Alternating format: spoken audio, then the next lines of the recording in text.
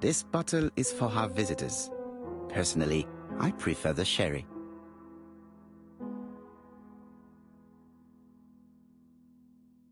Poirot, since my return, I see that you have fewer grey hairs than when I last saw you. How is that possible? Mon ami, I am sure that you will find the explanation all on your own.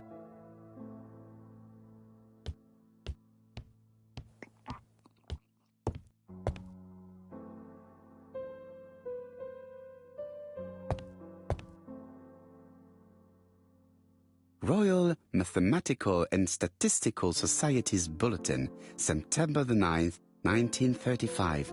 The Alphabet Murder, a methodical madman. It's highly probable that the alphabet murderer will kill again. Could we possibly estimate the number of victims in his next crime? Yes, and it is easy. As soon as we know the ratio of towns, cities and villages whose names begin with a D and the ratio of English people whose names are spelled the same. On the one hand, the ratio of towns, cities and villages in England with a name starting with D, and on the other hand, the ratio of English people with a name also starting with D. After this initial calculation, it is easy to deduce the likelihood of actually being murdered if you belong to the target population. Go to the last page to find our results and details on the calculations. Daily Blag, August 31, 1935. Moustache at half-mast. Poirot's repeated failure in ABC case. Sometimes small things trouble great men. Hastings, faithful corroborator of the Belgian detective, knows something about it. 3 mornings in a row, he confided to us, the cook broke the egg yolks when preparing Poirot's breakfast. This apparently casual event has greatly disturbed my friend, to the point it breaks his concentration and slows his judgment. I also noticed his mustache, of which he is so proud, being duller than usual. Poirot, I assure you I haven't said any such thing to the journalists. They twist everything.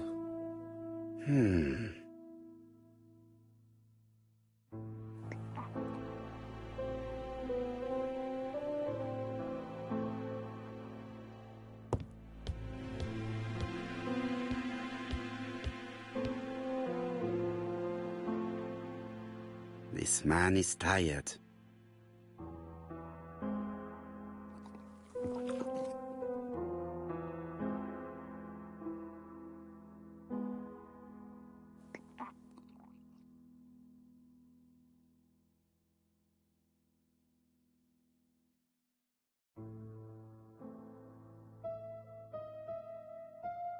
Donald is short of sleep, and it looks as if he didn't even bother to undress before going to bed.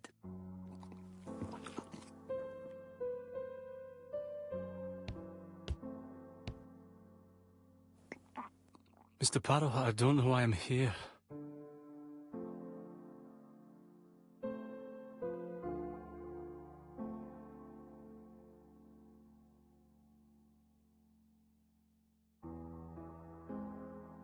You wanted to talk, and you came to find the only man capable of hearing you. Mr. Poirot, since Betty's death, I've doubts about myself. I don't know what to do. And I keep having a horrible dream 3 nights in a row.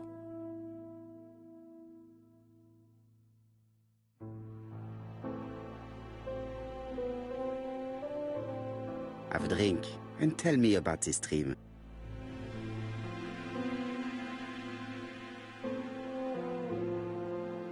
It's always the same.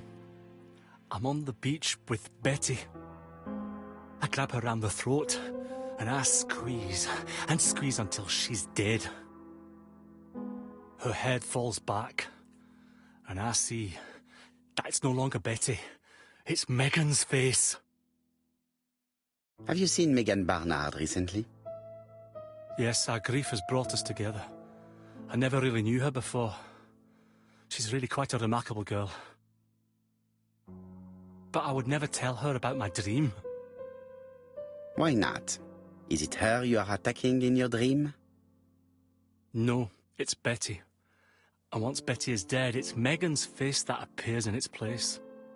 Very interesting. Let us now try and get our brain cells to work.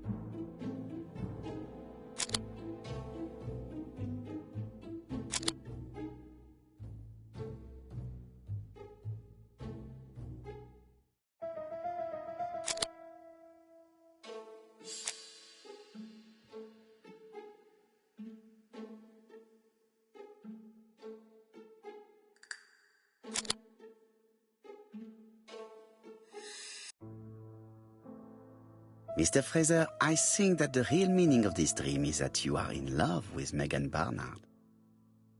Please go on. Do. This dream certainly betrays your guilt. Oh. But what do you feel guilty about?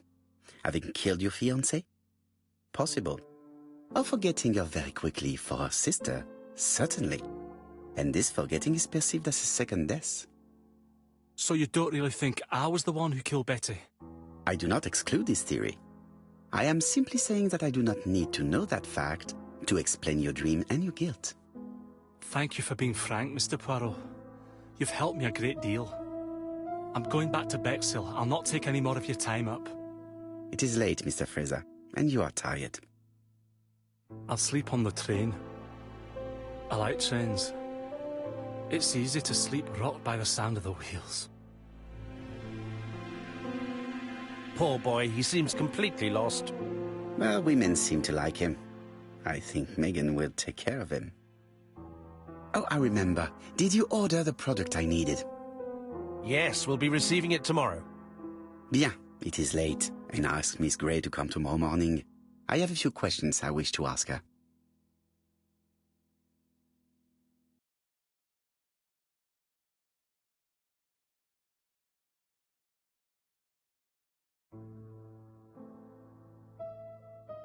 Mademoiselle, I asked you here in order to answer a very important question.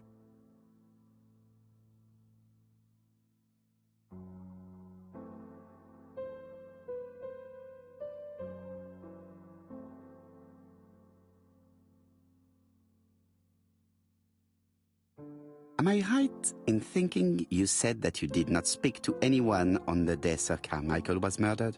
It's the absolute truth. Yet, Lady Clark maintained that she saw you talking to a stranger on the front doorstep. Really? She must have been mistaken. Oh, I remember now. I'd forgotten all about it, but it wasn't important.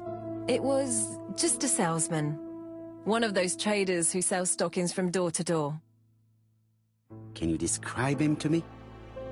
Medium size, glasses, dark suit, and a felt hat. Not the sort of man you notice. Completely harmless. That's why I forgot all about him. Nothing else? He was very hesitant and shy. Usually door-to-door salesmen are very confident, but he wasn't.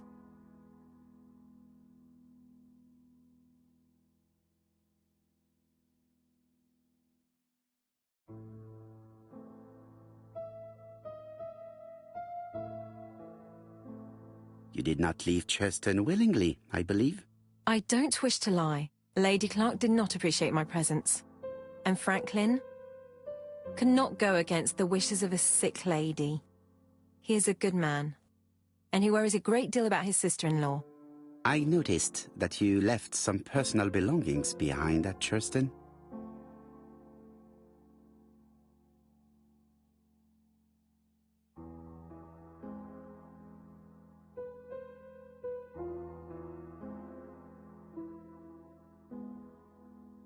Are you planning on returning to Churston?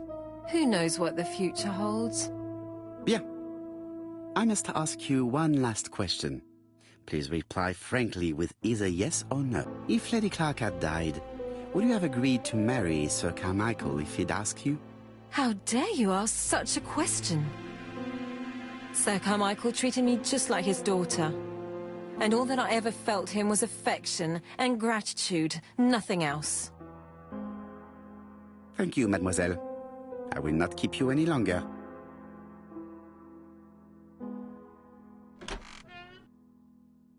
I met Thora Grey on the stairs. Her cheeks were ablaze, and she appeared to be deeply hurt. Poirot, have you offended the poor girl again? Do you have good reasons for accusing her? I accused her of nothing, Hastings. I simply asked her an important question she did not answer. Let us see if we can answer it for her. Let us now try and get our brain cells to work.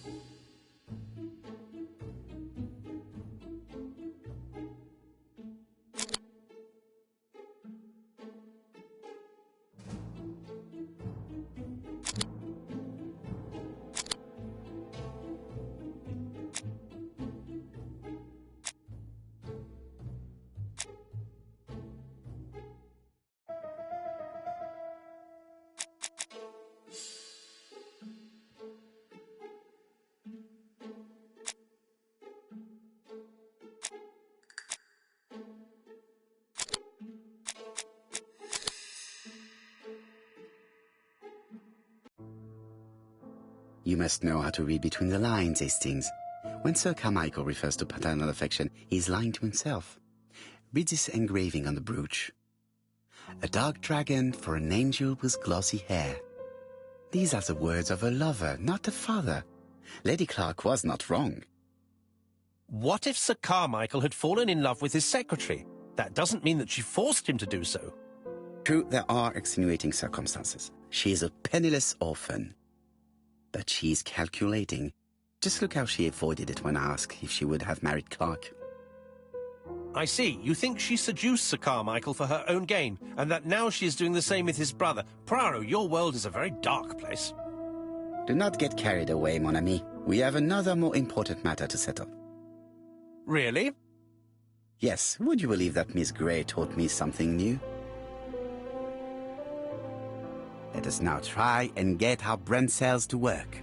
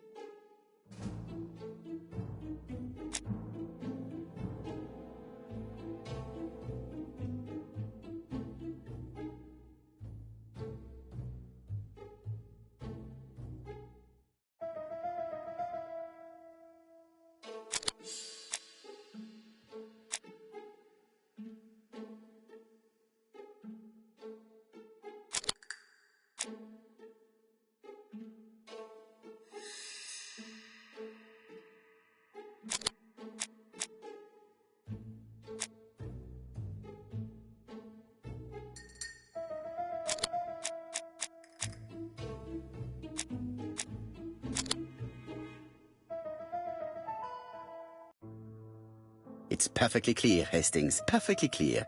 Indeed, a stocking seller visited Andover, Bexhill and Churston on the day of each murder. We have our suspect. This should be of interest to Jap.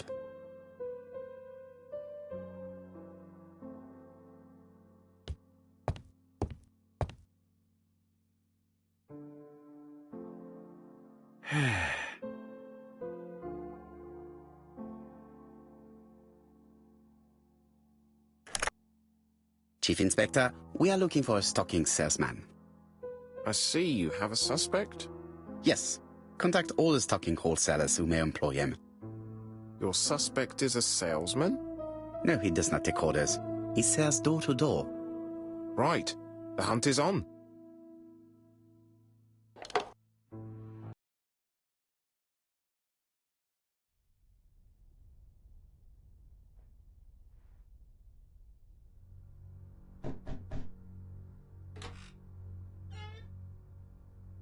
Are you leaving, Mr. Cust?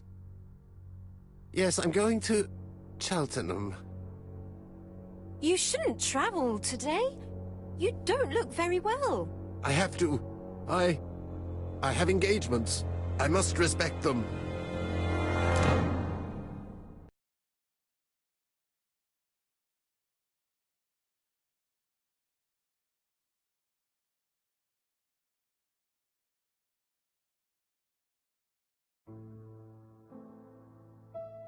Can you get the post, Hastings? And why don't you go and get it yourself? Très bien. What's going on? I've never known Hastings to be so disagreeable.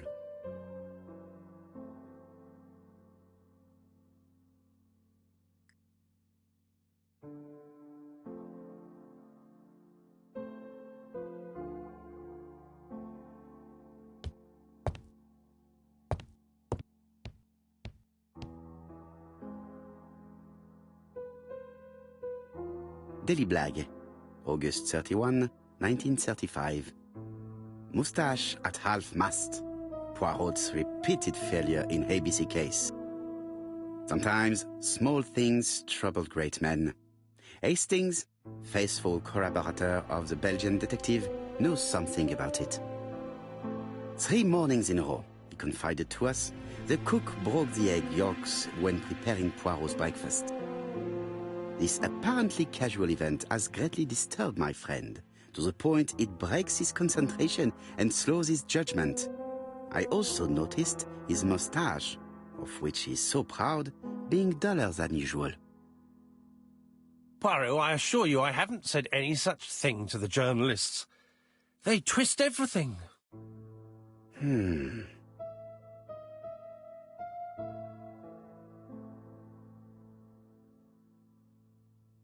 Royal Mathematical and Statistical Society's Bulletin, September the 9th, 1935.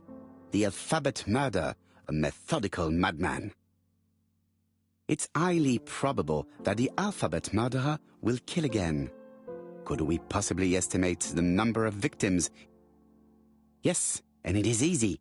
As soon as we know the ratio of towns, cities and villages whose names begin with a D. On the one hand, after, go to the lab.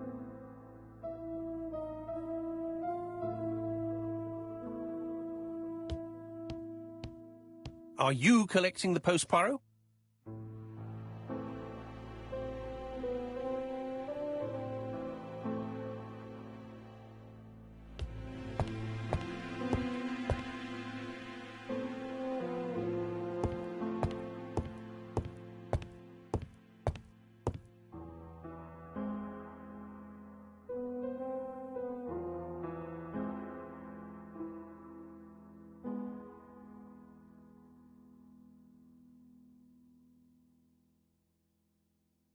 Poor Mr. Poirot. I'm quite sorry for you. If at first you don't succeed, try again. We've a long way to go still. Typery? No, that comes later. Letter T. The next little incident will take place in Doncaster on September 11th. So long. ABC.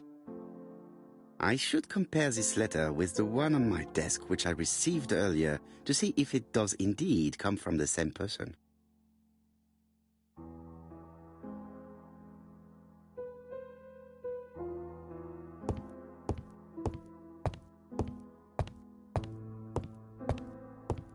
Hastings, for your hair. Yes. There exists an accessory, how shall I say, that can be fastened to the scalp and covered with your own hair. Let me be quite clear, it is not a wig. Come on, Poirot, I'm not losing my hair.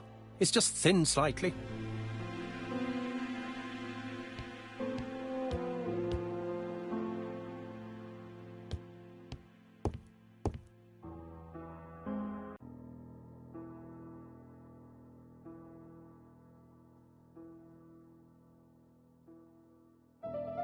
Let us examine this more. Certain characters in the 2 letters may have similar Yes, this I is... Right. Let us compare this with the other.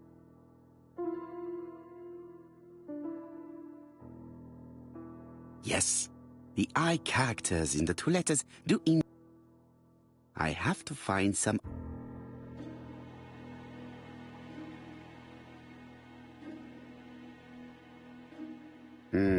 The W is not printed properly.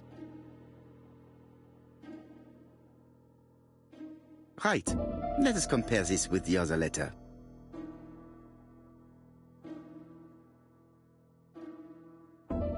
Of course, the W characters in the 2 letters do indeed have the same defects. I have to find some...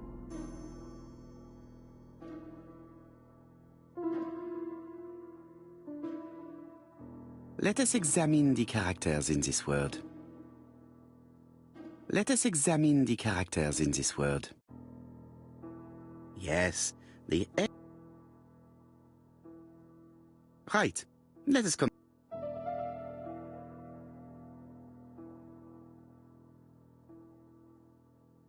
That's right. The A characters in the two letters do indeed have the same defects. My theory was right. These two... Hastings, he strikes tomorrow. Chief Inspector Japp? He's on another line. Can I take a message? Yes, please, mademoiselle. It is from Hercule Poirot. Tell him ABC strikes tomorrow in Doncaster. He must call me back. Very well, sir. Bien, now I'm going to see what I can find from these burnt documents. I've received the product I need. Hastings, if you do not mind, I would like you to take a few notes. Yes, yes.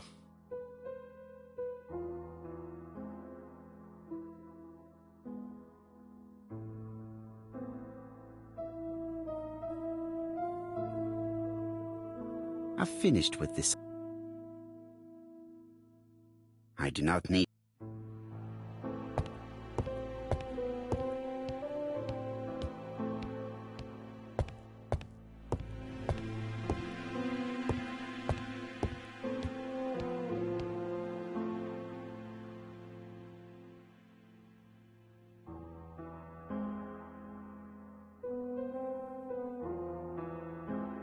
Hastings photo album.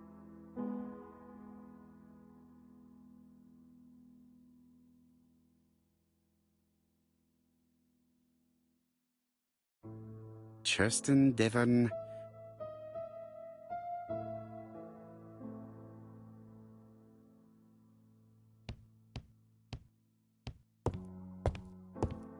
So, how are you getting on? I'm ready to take notes.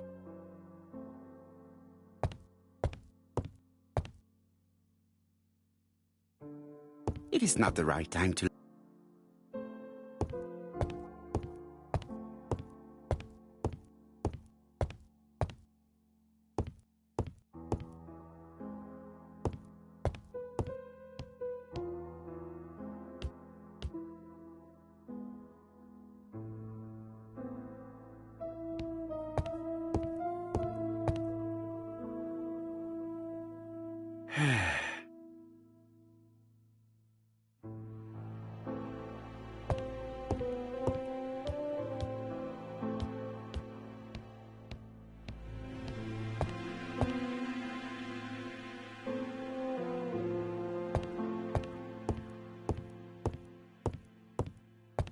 Now, down to work. What of this needs putting in order a little?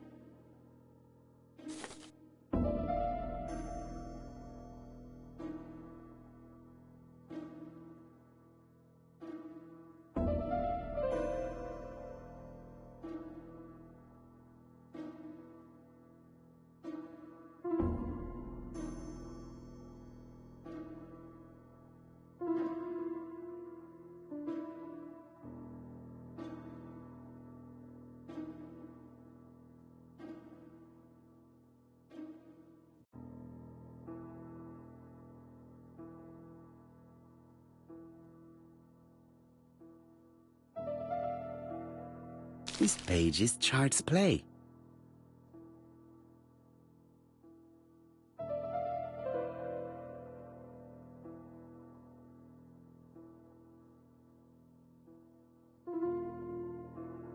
This piece should be placed here.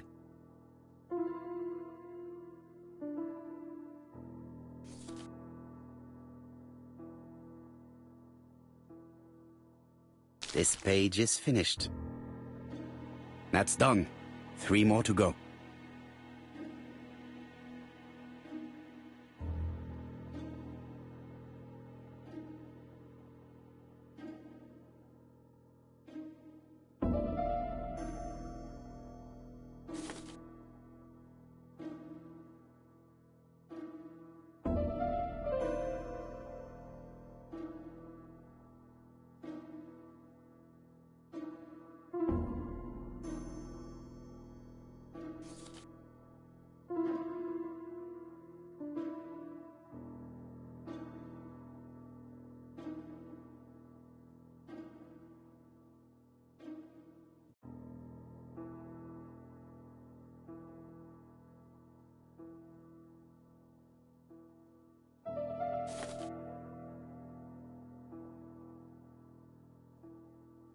I think that this is right.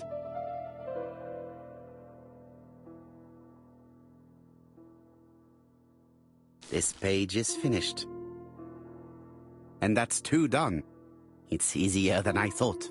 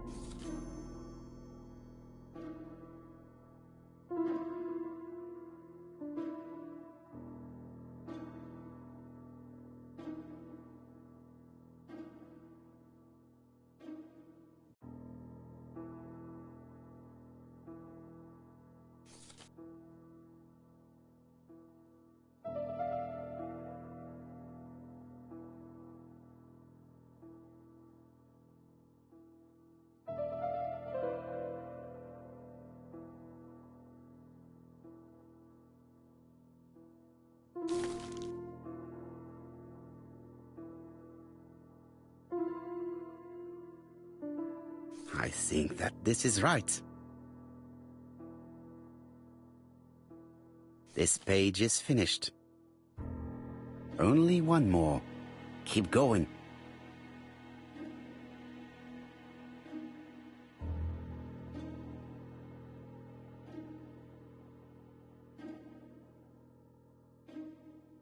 This does not look too difficult.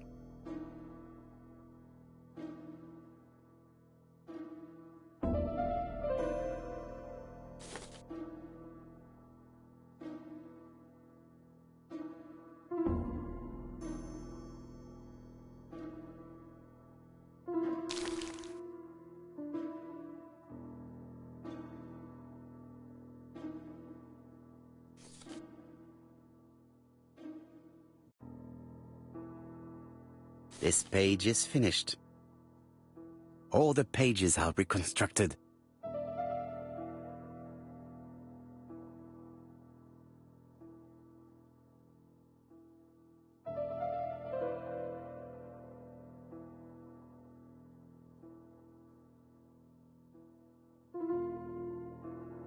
A dry cloth. A dry cloth. A dry cloth. A dry cloth. A bottle of solvent.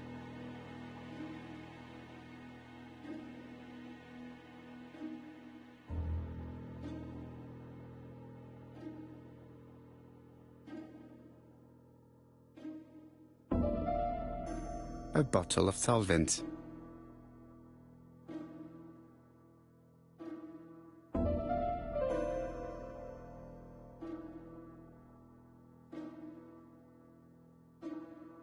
A dry cloth.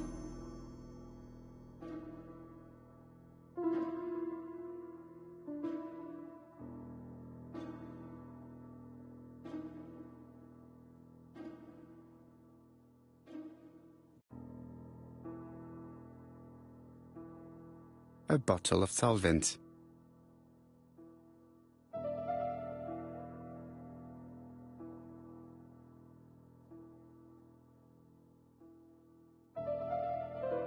A bottle of solvent. A bottle of solvent. A bottle of solvent.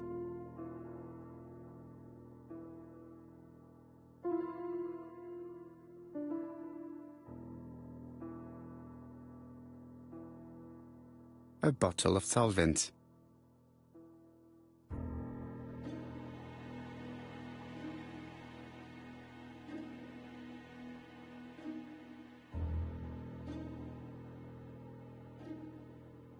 A dry cloth.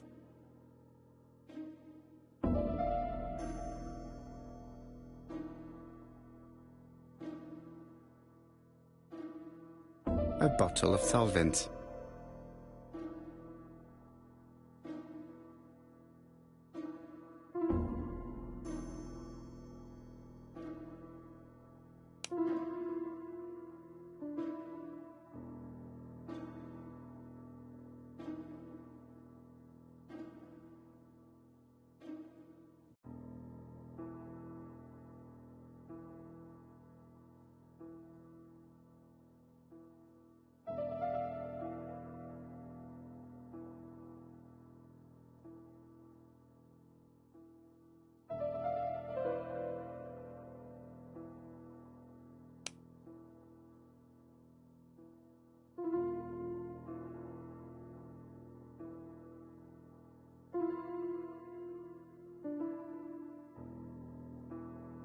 A dry cloth. A dry cloth.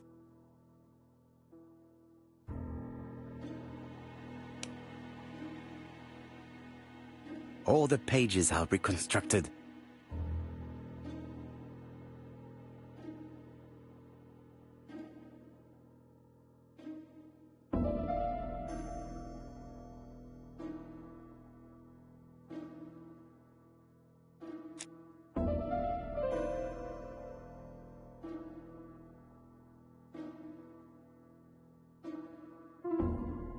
A bottle of solvent.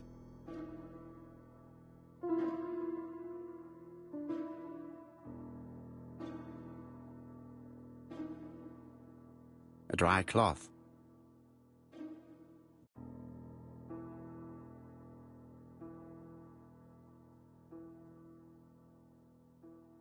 A bottle of solvent. A dry cloth.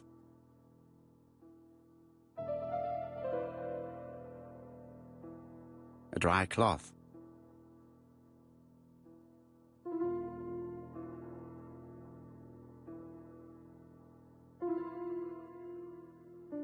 A dry cloth. A dry cloth.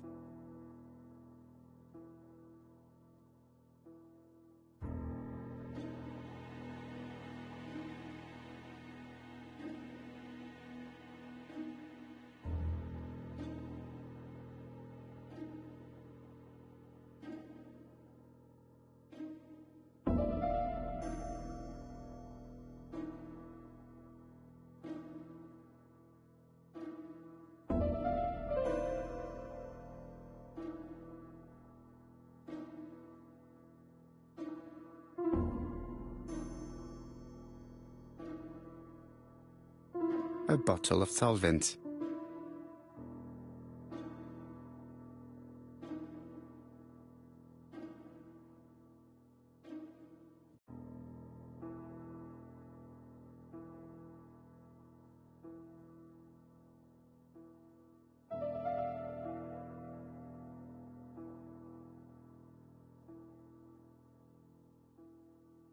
A dry cloth.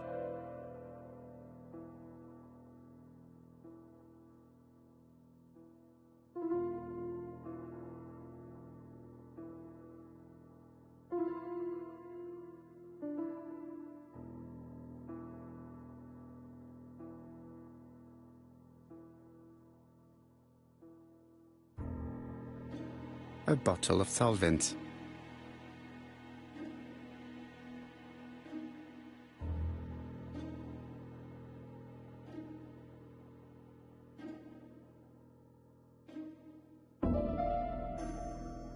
a bottle of solvent.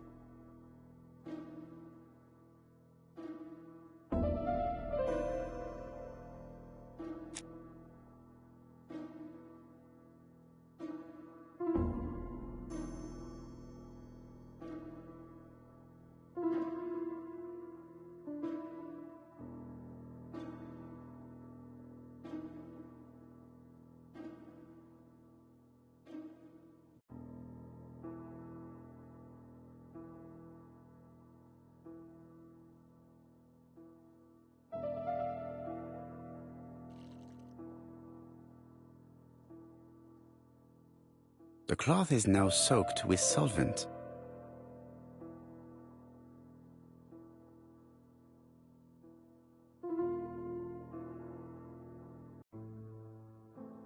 Got it!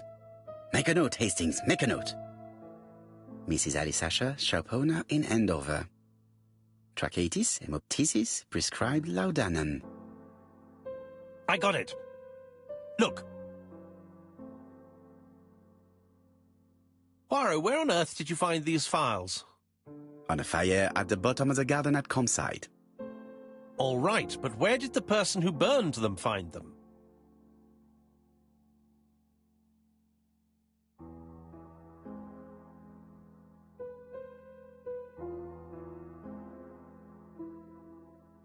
Alice Asher, shopkeeper in Andover. Tracheitis, hemoptysis, chronic cough with loss of blood. Prescribed laudanum-based cough medicine. Betty Barnard, waitress in Bexhill. Chronic bronchitis causing dysphonia. Advised to stop smoking. Alexander Bonaparte Cust. War wounded, mustard gas and head trauma. Pulmonary emphysema. Hemoptysis. Coughing fits with blood. Suffers from absences and amnesia.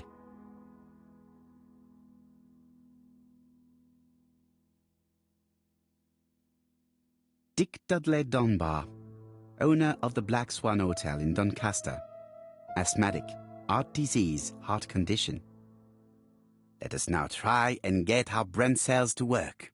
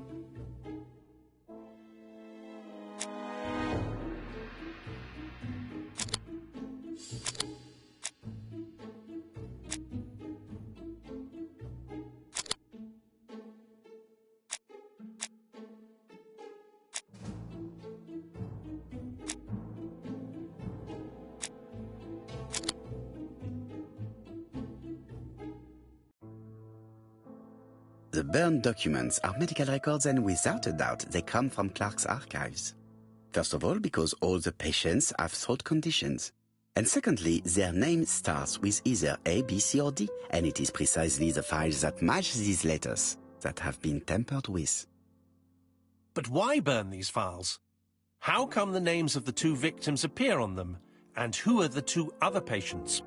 These are very good questions.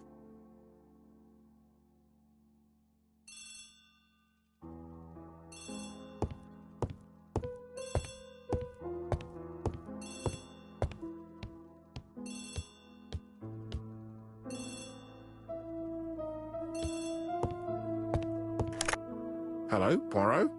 Any news, Chief Inspector? You wanted a stocking seller? We have one. Reported by his landlady, who thought he was behaving suspiciously. He has the most unbelievable name.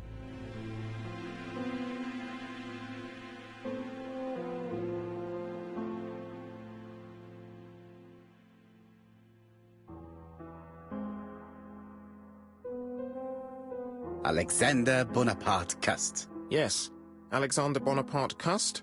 How did you guess? Poirot, you have magical powers. It's a serious lead. I called Doncaster. A person matching Cust's description has been seen at the station. He got off the train from London, but after that, nobody knows where he went.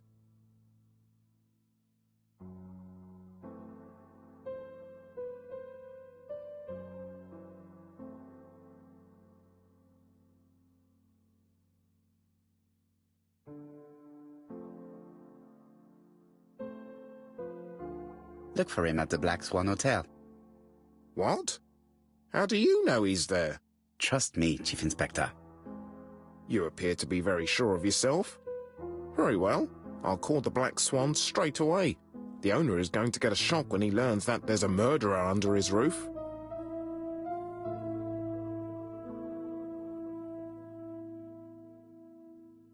Do your best, Jap. You can count on me.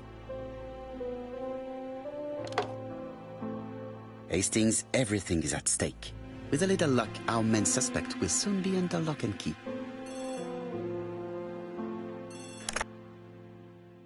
So, has Cust been arrested? Yes, the Doncaster police are sending him by train. That is good news. But why so gloomy, Chief Inspector? Well, when I told the hotel owner that he was sheltering a murderer, he collapsed. He's dead? No, fortunately, but it has taken its toll on him. It has to be said that with his name starting with the letter D, he had every reason to fear Cust. I bet he was going to be the next victim.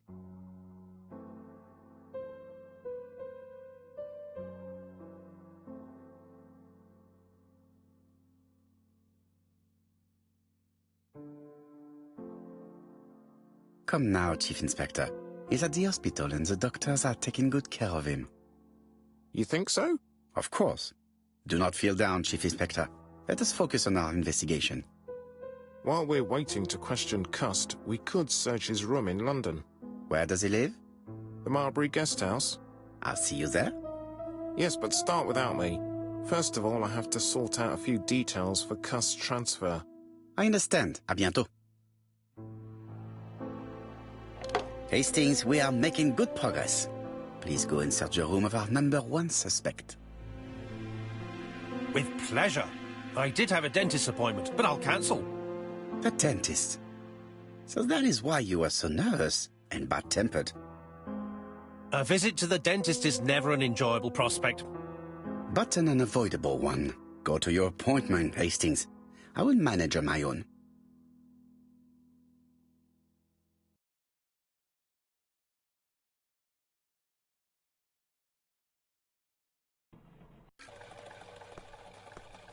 To Marbury Guest House, please.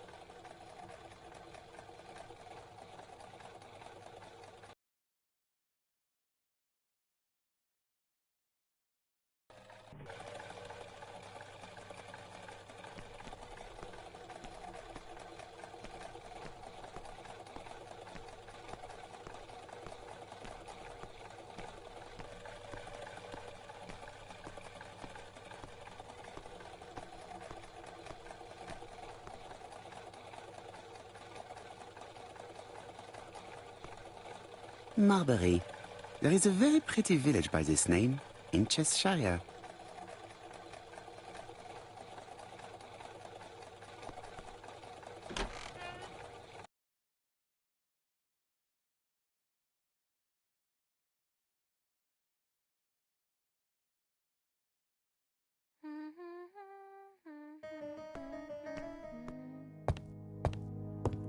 It is a very beautiful piano. Maybe Mrs. Marbury likes to play in her free time.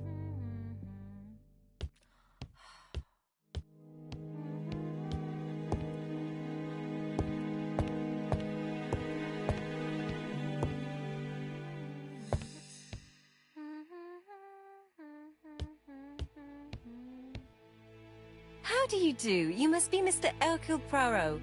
Chief Inspector Tubb told me that you might be coming.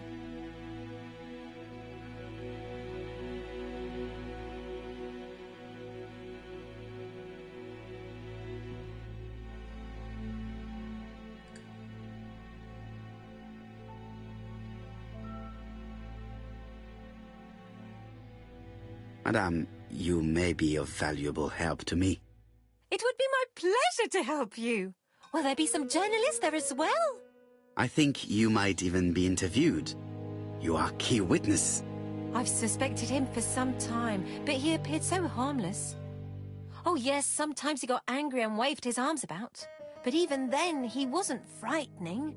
And he was as gentle as a lamb again immediately afterwards. It was only this morning that I understood. He told me he was going to Cheltenham, but my daughter saw him at Euston Station. It's not the right station. To get to Cheltenham, you have to take the train from Paddington. And what's more, Mr. Cuss left behind an ABC with Doncaster underlined. As you can imagine, when I saw that, I called Scotland Yard.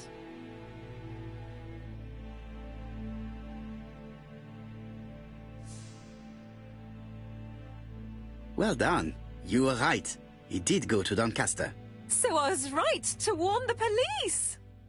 Tell me, did you have any other reason to suspect Mr. Cust? Well, he's odd. Sometimes he coughs really loudly and complains that his throat is burning, and sometimes he talks to himself and stares into space. He told me that it was because of a wound he got in the wall. His head hasn't been quite right since, he said. And then he was in Churston when that millionaire got murdered. I found his train ticket when I washed his coat. He didn't want me to wash his shirt. He washed it himself. But I did see big brown stains on it.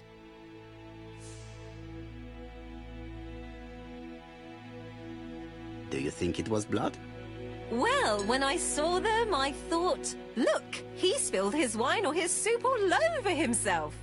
But now that I think about it, well, they did look like blood. Cust used to travel for his work. Is that correct? Oh, it wasn't for pleasure. He was always unwell on trains. But he had to sell his stockings around England. I have to respect my engagements, he used to say. Do you know where Cust was at the time of the murder in Andover and Bexhill? On June the 21st and July the 25th? No, I don't know. That was a while ago, you know. But surely you keep a register. It won't do you much good. Mr. Cuss rents his room for the year. If he goes away for a few days, I have no reason to make a note of it. Ah, I remember one thing. Bexhurst by the sea, right? Indeed, it is a large seaside resort. Well, as it happens, at the start of July, Mr. Cust asked me to repair his bathing dress. Suspicious, huh?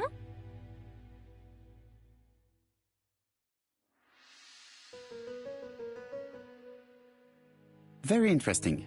Please continue. I also forgot to say that he started buying newspapers that talked about the case.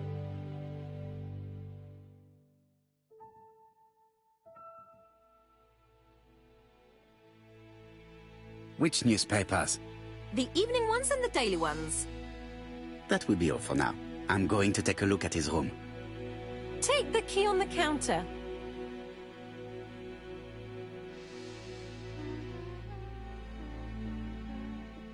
I should check the register.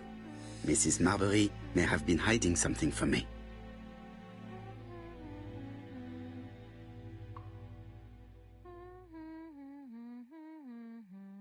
This woman appears to be in a good mood.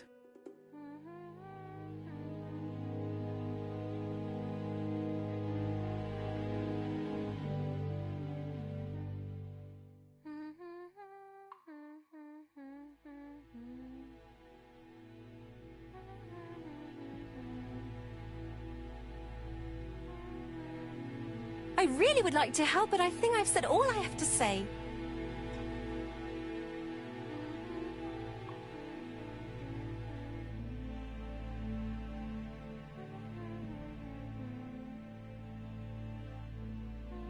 Mrs. Marbury is in a good mood.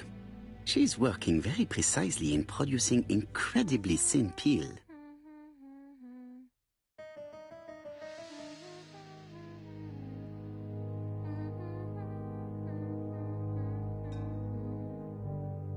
I don't think my register will help you. Mr. Cuss rents his room all year. If he goes away for a few days, I have no...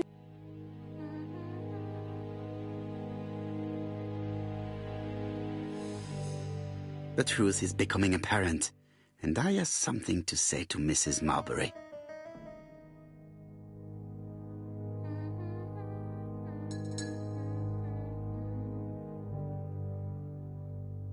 Mrs. Marbury, if I am to believe the register, you rented room 306 to a certain Mr. Fishman on the day of the Bexhill murder. Room 306 is Cust's room. Can you explain yourself? Yes, I remember. Just for one night as a favor. Mr. Cust was away, all my other rooms were taken, and poor Mr. Fishman had nowhere to go.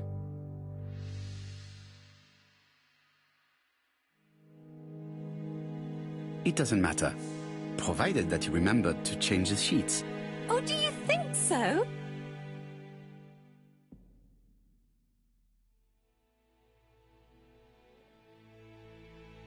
Mrs. Marbury is in a good mood. She is working very precisely in producing incredibly thin peel.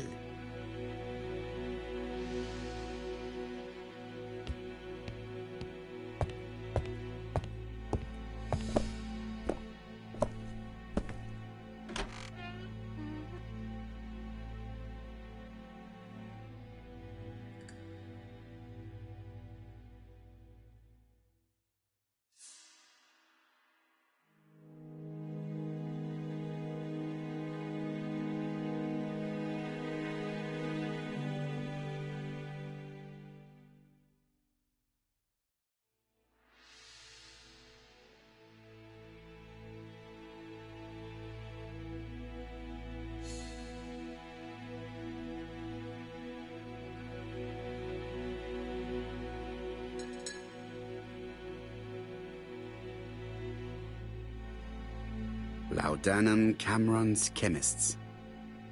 Laudanum, a medicine for coughs. It is what Dr. Clark prescribed for Mrs. Asher. This subject would probably be useful to me.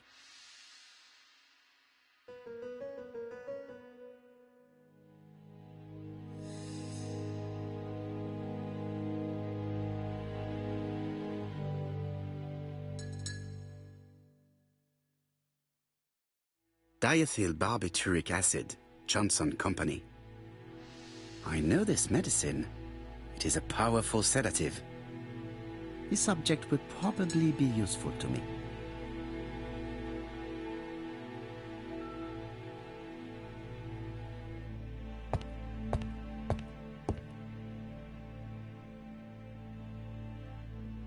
How hopeful.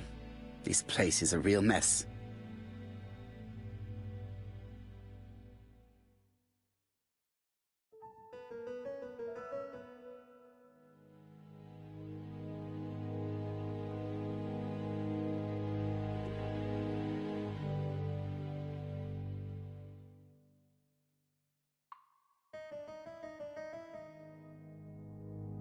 The least we can say that Mr. Cust is not very concerned about order and balance.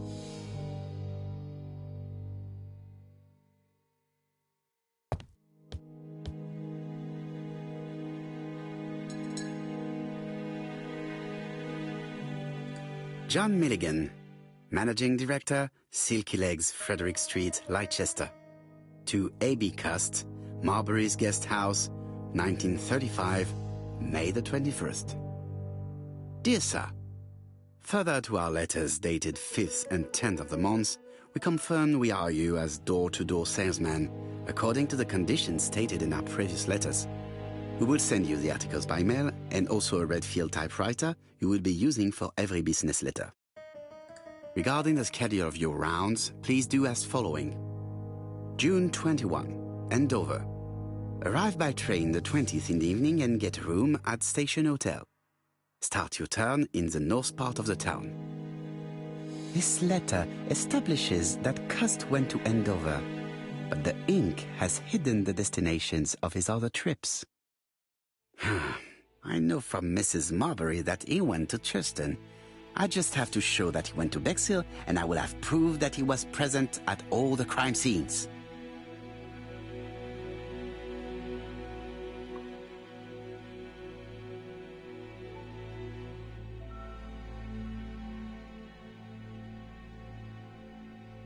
A long-bladed knife.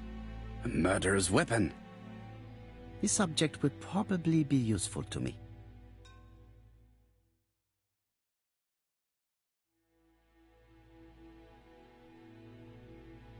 It's an ABC.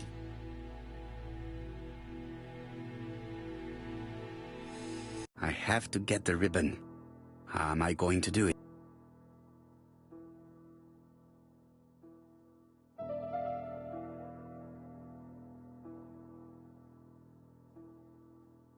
The ribbon is jammed. I have to start by freeing it.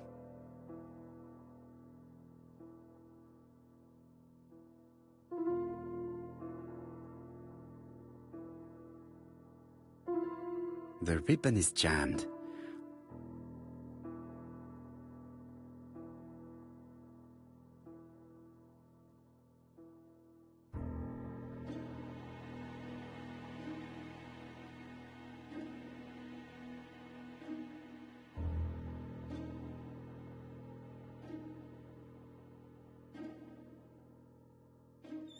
The left-hand heel has been removed.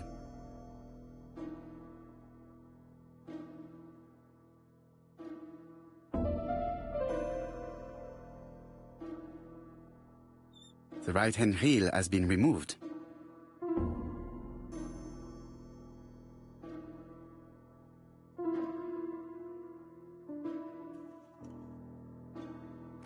And here is the ribbon. Let us see if it was indeed used to write the letters sent by ABC. I only need the ink ribbon for my inquiry. I will let Jack clean the keyboard if he wishes. All the letters announcing the murders were written on Cust's typewriter.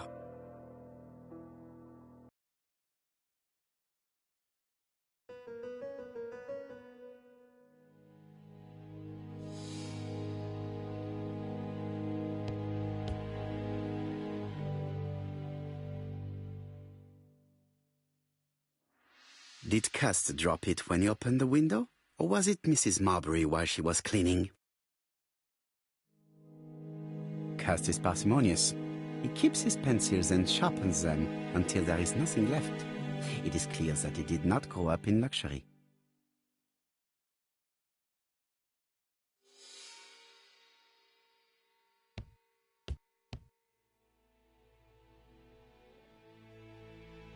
The least we can say that Mr. Cust is not very concerned about order and balance.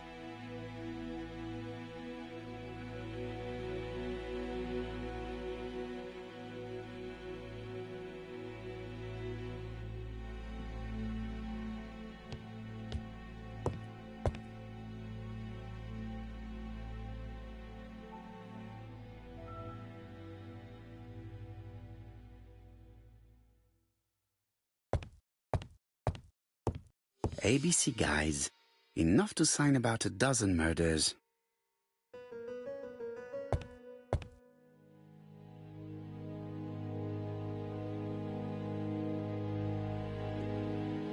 ABC guys, enough. It's closed.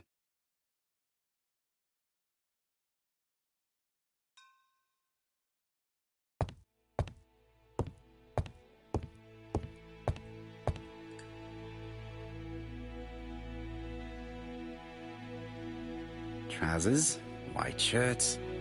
Everything has been washed very well.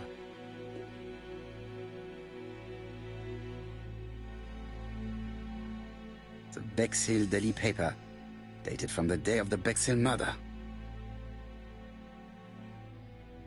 Most probably the bathing dress repaired by Mrs. Marbury's expert hands. All the main articles referring to the ABC case are here, from the Churston murder onwards. Nothing before that date.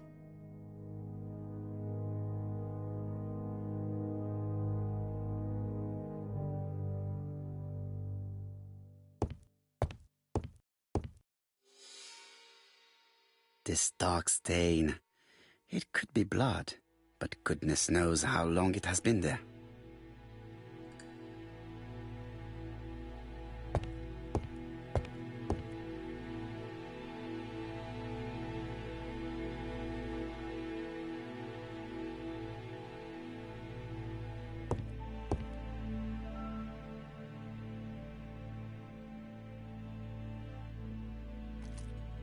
This knife is very useful. Who knows? Maybe it never cut anything other than string. Stockings. Let us now try and get our brain cells to work.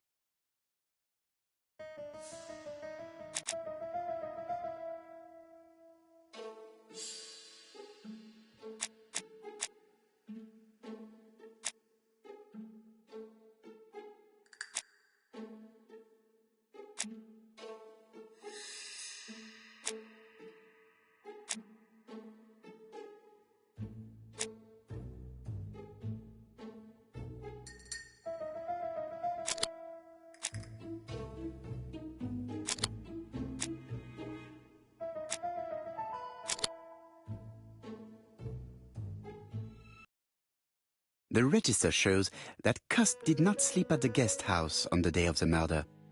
Where was he? Bexhill. The Bexhill paper reveals it. Cust bought this newspaper in Bexhill on July the 25th. No use continuing the inspection of this room. I've seen all there is to see.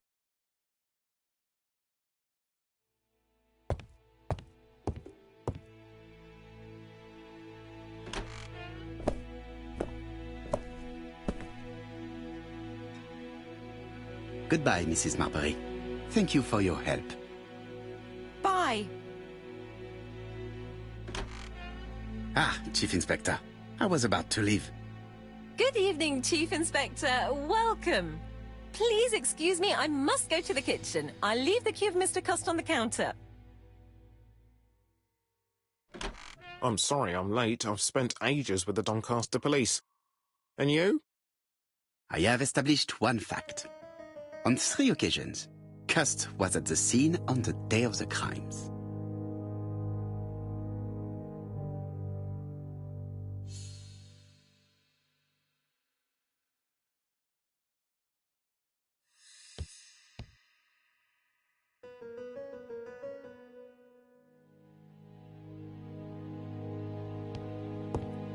I had best talk to Chap.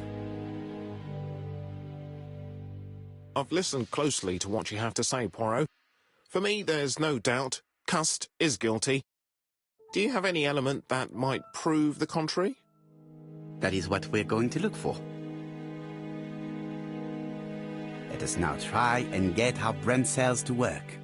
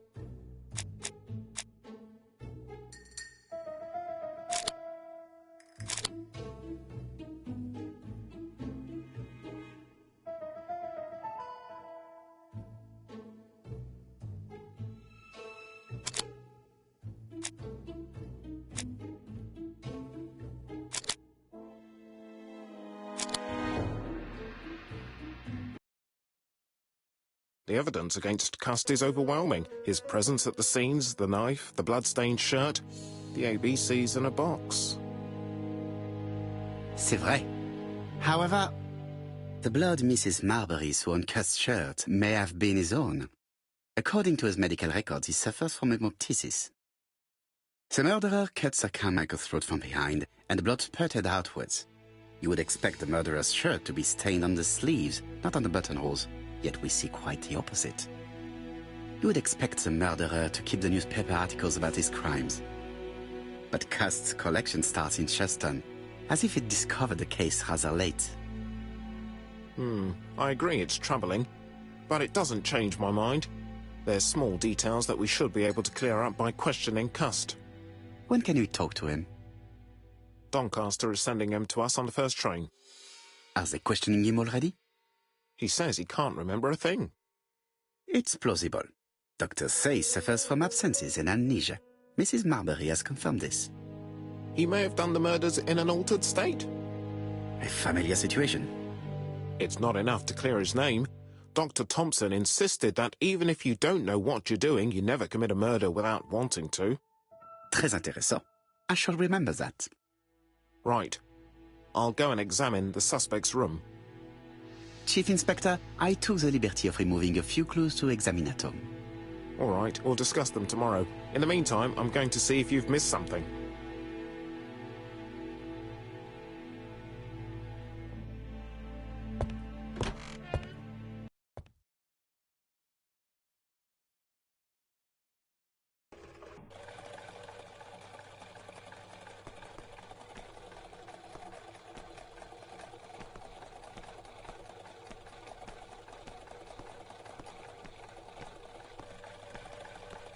To Scotland Yard, please.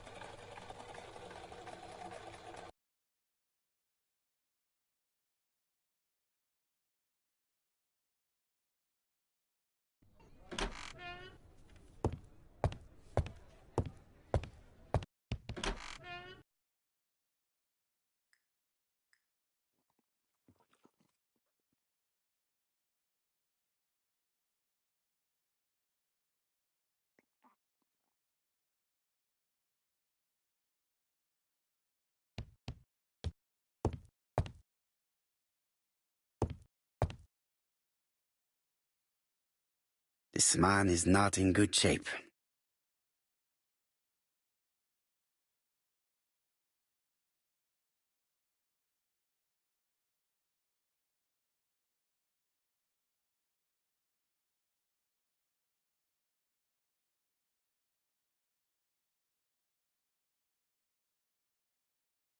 He is worried and very tired, and other police have been hard on him.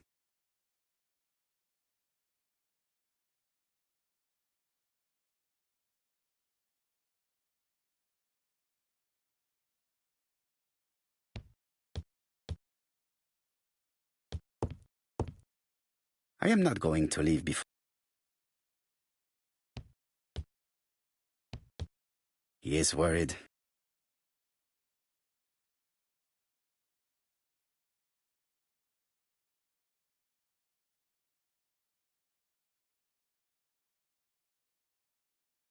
What do you want from me?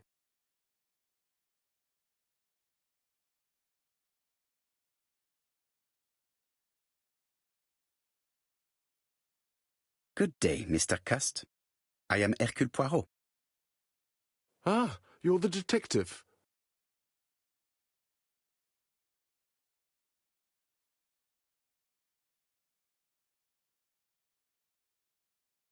Why did you send me a letter before each crime? Why all these questions? When are you going to stop pestering me?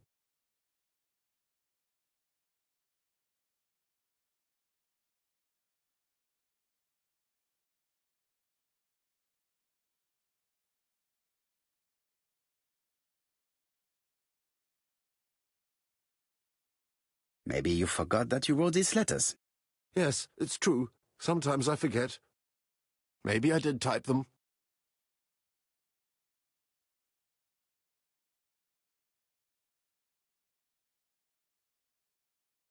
I do not believe that you are capable of murder, Mr. Cust. I hope not.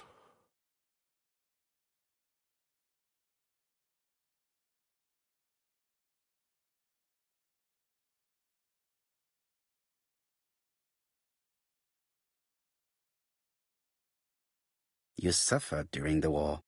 It's true. I was wounded. I suffered. But the army was the only place I didn't feel inferior. No questions. Just orders to follow. But ever since you were wounded, you have absences, bouts of amnesia. And headaches. Professor Clark treated you. Yes, a few years ago he really helped me with my burned throat.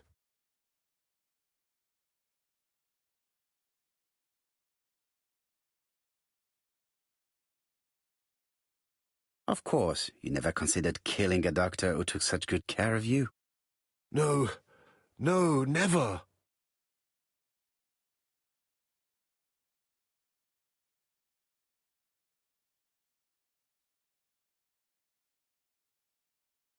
Do you deny being at the scene of the crimes? So? There was no harm in being there. It was only for my work.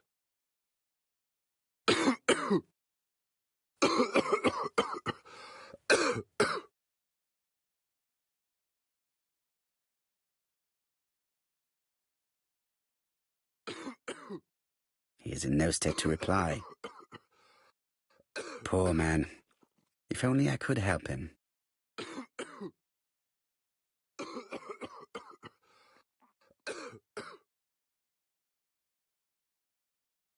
Laudanum, a medicine for coughs.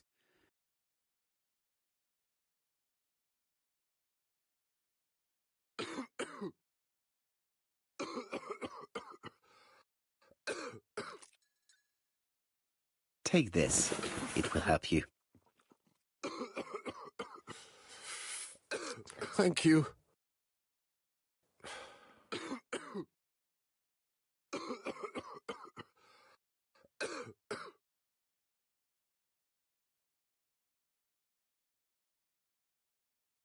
Oh, good God, my shirt is covered in blood again. Bon. I now know where the bloodstains Mrs. Marbury saw came from. Are you well enough to speak? Yes, I feel much better.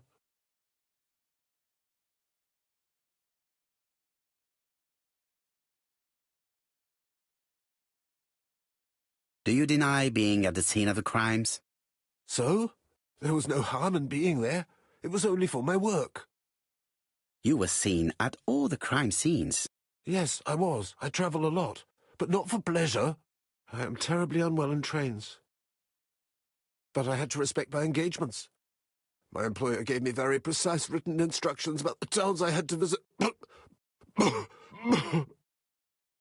Let's see. The company you claim to work for, Silky Legs, has never heard of you. And as for these letters they sent you, they were written on your own typewriter. The company sent me the typewriter when I started working for them. Yes, but the letters were received afterwards.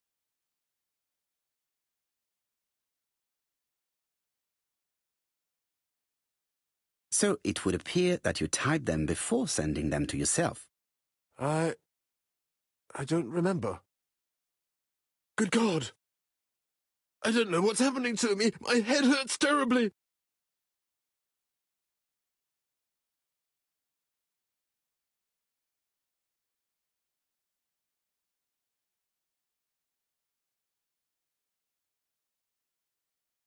I know this medicine. It is a powerful sedative.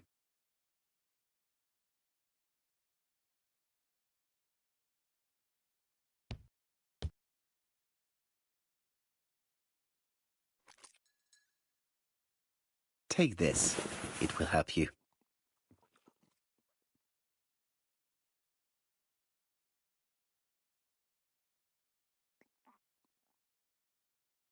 Oh, I think I'll be fine. Let us see, Cust. Look at me. You know very well that you committed these murders? Yes, I know. But I'm not wrong in saying that you do not know why you committed them. No, I don't.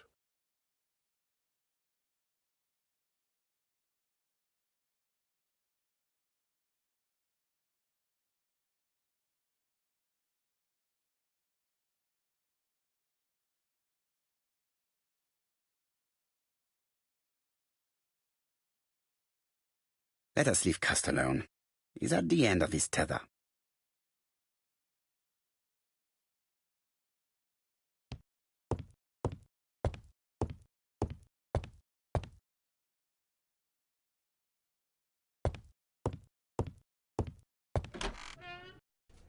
And what conclusions have you drawn? Plenty. It might help us to understand him a little better. Let us now try and get our brain cells to work.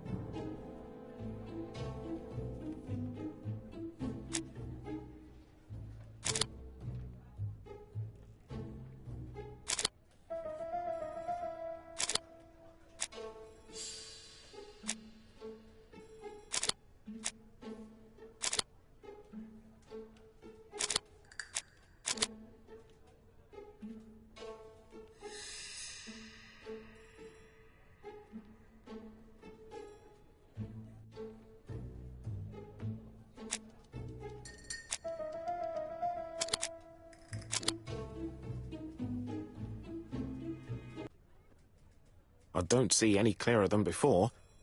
This is worse. There is one point to highlight. C'est curieux. Cust admits that he killed, but he does not know why. What did Dr. Thompson say? Even if Cost killed while in an altered state, it still must have been his deepest desire. He must have had a motive. Let's keep it simple. Never mind his motive. He confessed. But you see, he can confess to anything and everything. He denied the murders and then confessed to them. He confirmed that he never typed the letters. Then, with great ease, I managed to get him say quite the opposite. Come on, he behaved like a guilty man. He lied to his landlady. Because deep down he believes himself guilty. From the papers, he noticed that he had always been at the scene of the crimes. He must think that he killed and then simply forgot what he had done. How can you be so sure? Let us look at his psychological profile. You will understand my point of view. Let us now try and get...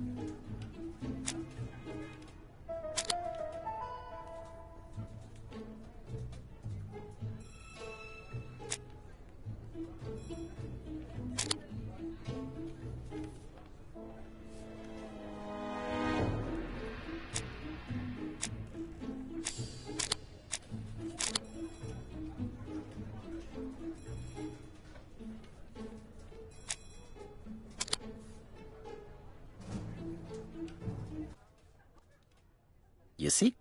Cuss' character is quite the opposite of the murderer's.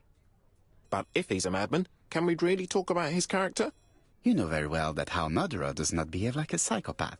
Apart from the signature, there is no ritual or repetition in the choice of victims. Very well, you're right as always. So we have no confession, no culprit, no suspects, nothing. And all that after 2 months of inquiry? What should I do? Have faith. Just give me 24 hours.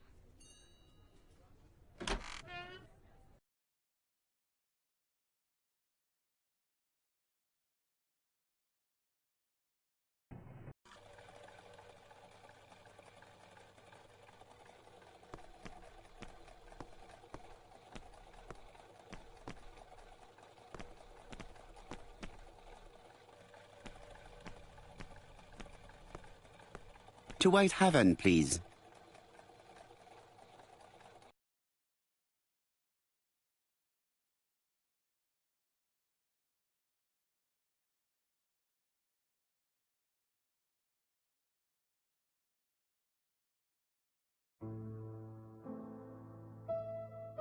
Cust's arrest is a great success for you, Poirot. It's all clear now, except maybe 1 or 2 details. Details. Ah, mon ami. The devil is in the detail, as we say. Excuse me? Patience, Hastings. Everything will be clear once our guests arrive. Best be prepared. Slip a revolver into your pocket before they do. A revolver? But Poirot, what are you afraid of? Trust me. It is important you carry a weapon for this meeting. I will lend you mine. What about telling me what you have in mind? Surtout pas. You wouldn't be able to play your role. Wait one moment, I will bring you my weapon.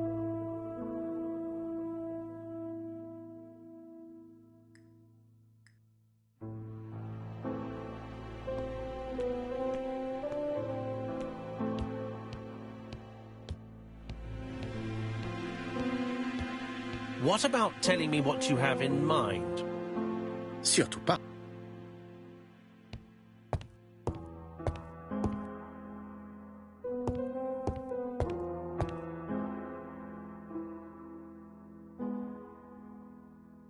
Daily Flicker, September the 11th, 1935.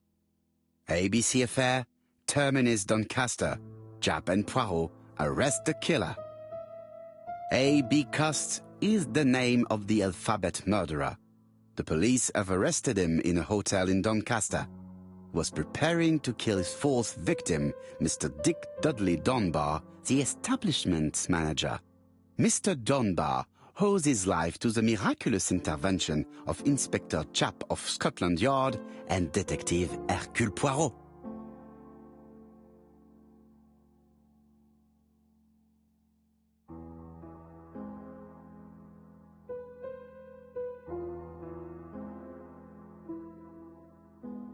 The Lancet, September 11th, 1935. General Medical Journal. The alphabet murderer is not psychotic, according to Professor Thompson. In an early issue, we claimed that the alphabet murderer was not psychotic. Our assertion has just been confirmed by Professor Thompson, a Scotland Yard expert, who has spoken to the prisoner at great length. Not all obsessional killers are psychotic, he explained. It is true that Cost has a disturbed personality and memory disorders. But his amnesia, whether real or pretended, does not alter the fact that he was perfectly lucid at the time of his acts. Therefore, he will not escape punishment.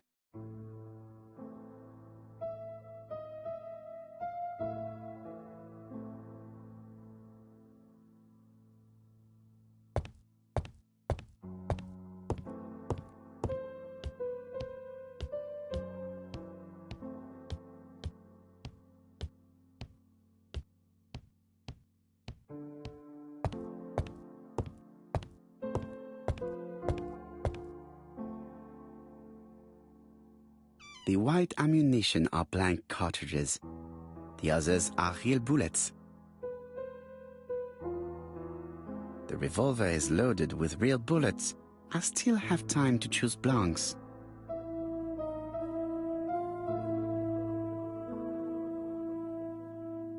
The revolver is loaded with blanks. I still have time to choose real bullets.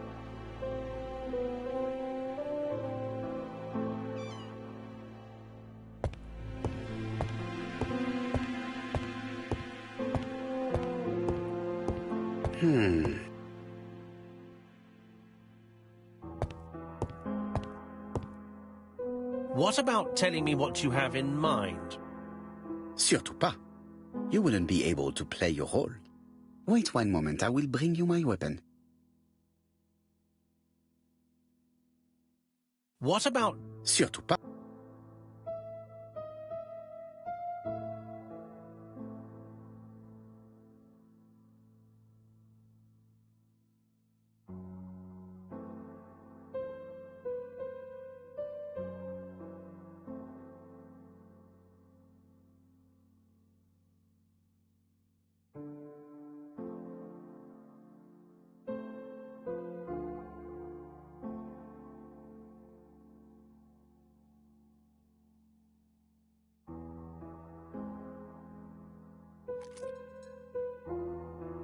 Voila, I entrust you with my weapon. It has hardly been used, it is almost new.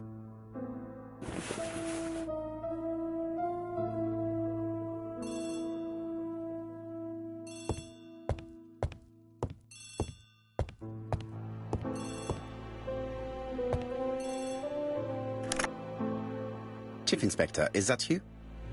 Yes. Sorry, but we haven't found anything. Have you checked the typewriter? and the packaging, the letter, and the ribbon reel. We've only found prints left by Cust and his landlady. Well, never mind, I shall make do.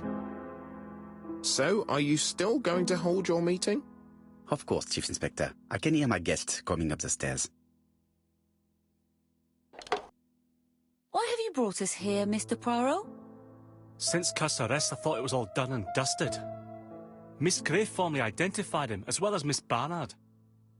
Yes, and the stockings he saw drove the same brand as the ones found at my aunt's.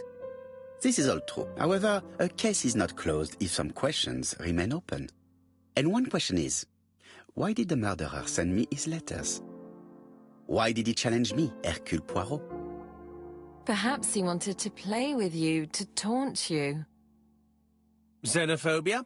Maybe he didn't like you because you're foreign. I may be wrong, but maybe by provoking you he was looking for glory? All these theories should be studied. Let us now try and get our brain cells to work.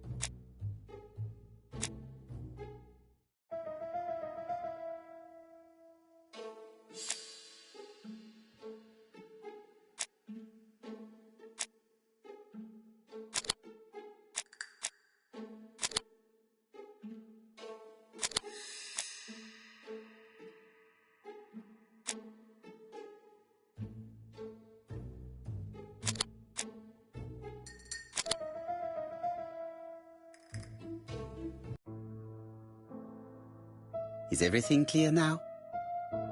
You might like to explain your reasoning again. Of course. First of all, remember that the murderer made it a rule to always post his letter before the murder. He never digressed from that rule. However, in Churston, he encountered a problem. The village has only 500 inhabitants. With advance warning, it would be easy to arrest him. Therefore, the murderer delayed his letters deliberately with the wrong address. The plan wouldn't have worked if he'd sent it to Scotland Yard or the papers because everybody knows their addresses. The mistake would have been corrected and the letter would have been on time. That is why the murderer chose me as the recipient. Because for his plan to succeed, it was necessary for at least one of the letters to have a wrong address and get lost. It was very cunning. Absolument. It is a very subtle plan. It matches the profile we have drawn up of him perfectly. That of an intelligent, daring and calculating murderer. But that's not how you describe Cust. You are quite right, mademoiselle. Like you, I find it hard to believe that this dull character is the clever murderer we are looking for. Do madmen... I mean, if he's mad, he might have two very different sides. No doubt. But the murderer is not mad. All the specialists agree that he does not have the profile of a psychopath. But if Cust is not guilty, how do you explain his presence at the scene of the crimes? Mr. Clark, the answer to your question is in the medical records of your brother's patients. Documents which Cust most certainly did not have access to. Let us now try and get our brain cells to work.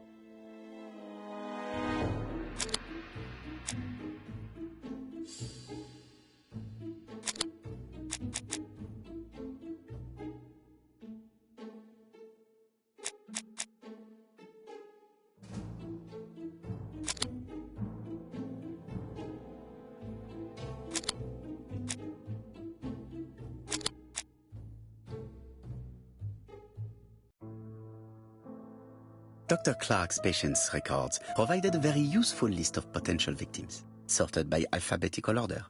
The killer definitely used it, explaining the fact that all the victims were former patients of the doctor. It is this fact that clears Cust once and for all, because he never had access to these records. So how did he happen to be at the scene of the crimes? Either the murderer sent him there, or Cust was following him closely. Cust's highly suggestible nature leads us to the second hypothesis. The murderer was manipulating him. He systematically sent Cust to the towns where he was going to strike, so that the suspicion would land on the poor man's shoulder. That's evil. What sort of killer could have such a plan? And what would he gain from 3 completely different murders? Indeed, it seems unlikely that the same murderer committed all the crimes. What should we take from that?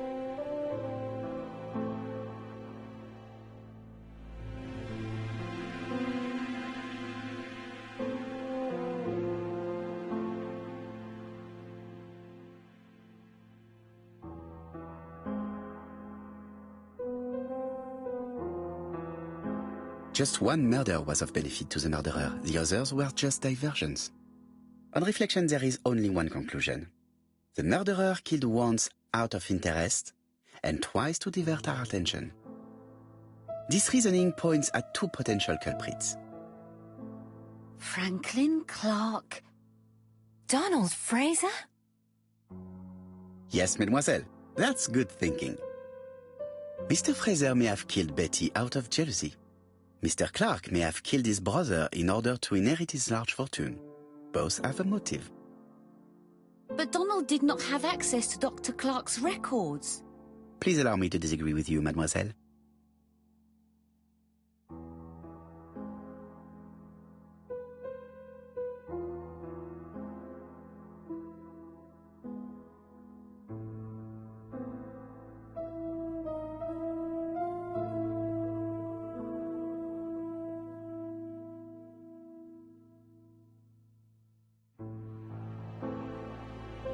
He works for Court and Brunskill, one of whose clients was Sir Carmichael. It doesn't prove that I went to Comeside. You could have done it, and you may have used the opportunity to take a look at Sir Carmichael's records. You think I'm guilty? You or Mr. Franklin Clark? That's ridiculous. Both of you have a motive. The question is, which of you has the profile that most resembles the murderer? Let us now try and get our brain cells to work.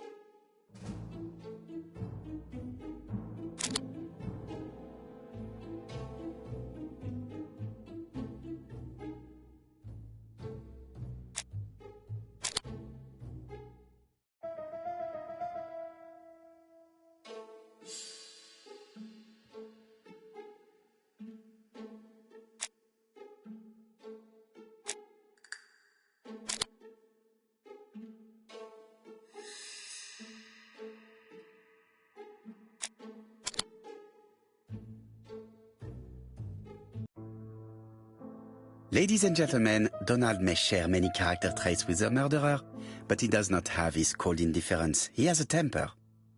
It is hard to imagine him planning anything. Also, jealousy is his motive, and crimes of passion are rarely planned. Right, I suppose it's my turn to be subjected to the same scrutiny. Absolument, Mr. Clark. Let us now try and...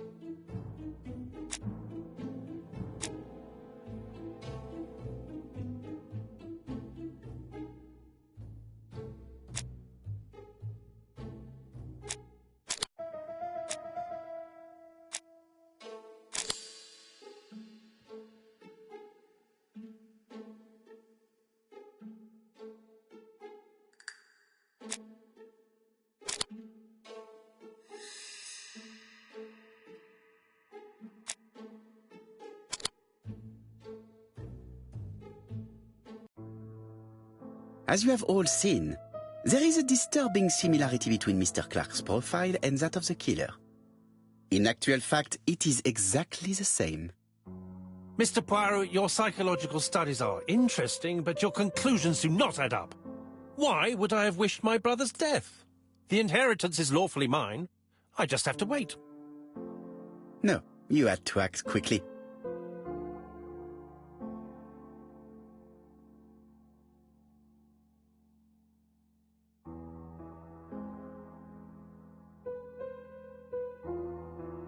Because of Miss Grey. Mademoiselle, although you haven't been telling the truth, there is no doubt in my mind that you would have found a way to marry Sir Carmichael after Lady Clark's death. For you, Mr. Clark, it was a disaster. If Miss Grey had children by your brother, you would not have inherited a thing.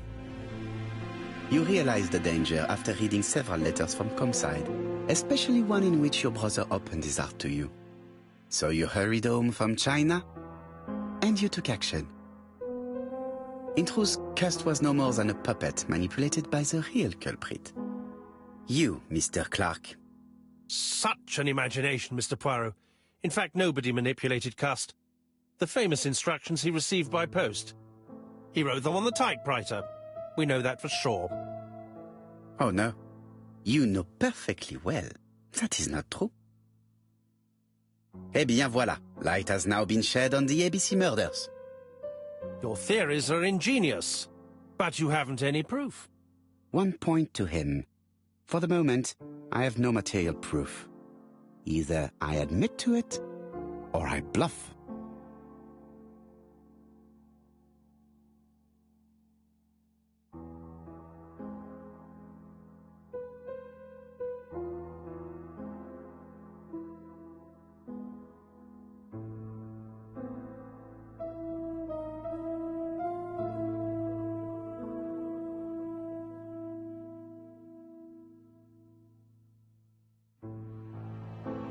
One thing proves it.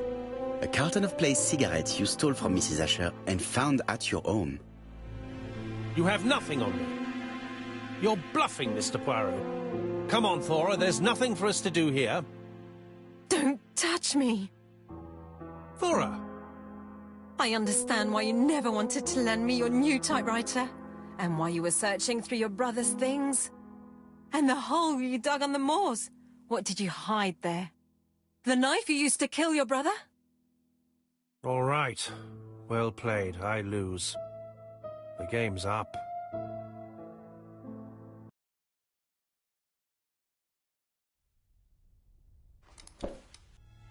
Don't come near me! I'll never let you take me, Mr. Poirot.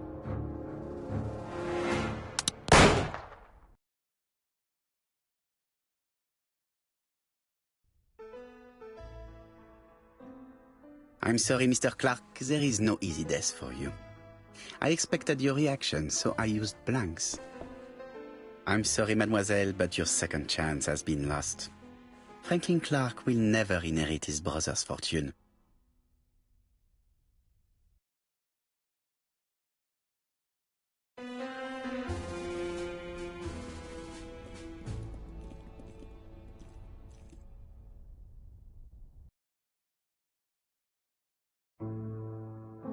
Disappointed at having missed the chance to become Lady Clark, Thora Grey left England.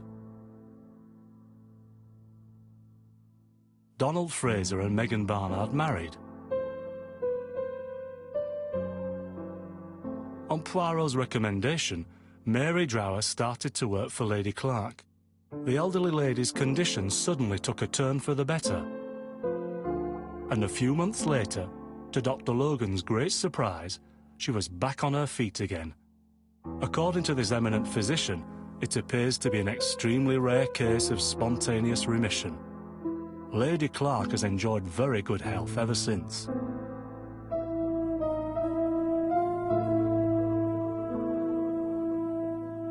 Journal of an Innocent, the incredible story of ABC.